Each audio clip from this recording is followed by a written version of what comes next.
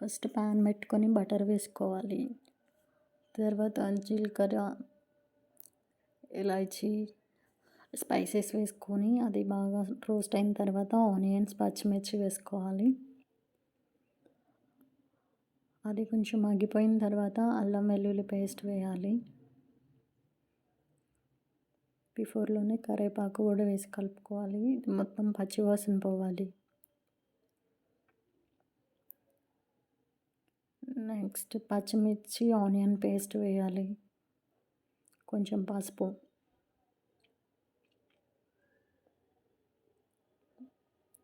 వేసి బాగా పచ్చివాసన అంతా పోయేలాగా మగ్గించుకోవాలి.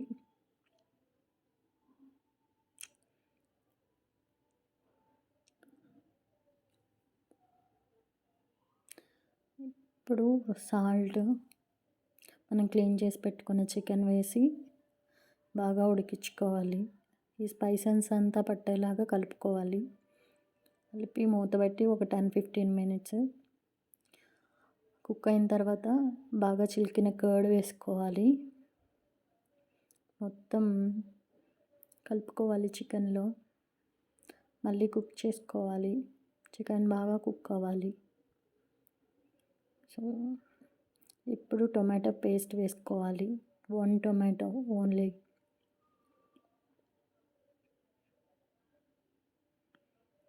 వేసి ఒక 5 మినిట్స్ బాగా చికెన్కి పట్టిన తర్వాత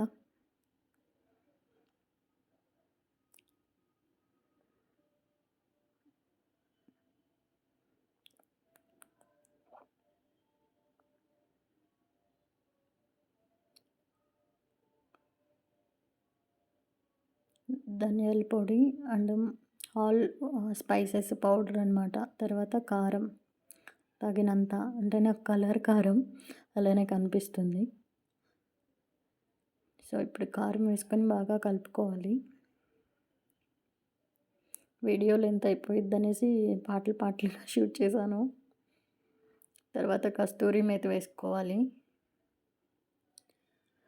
ఫైనల్గా కొత్తిమీర వేసి గార్నిష్ చేసుకొని మొత్తం కంప్లీట్ అయిపోయింది chicken. Thank you. By by.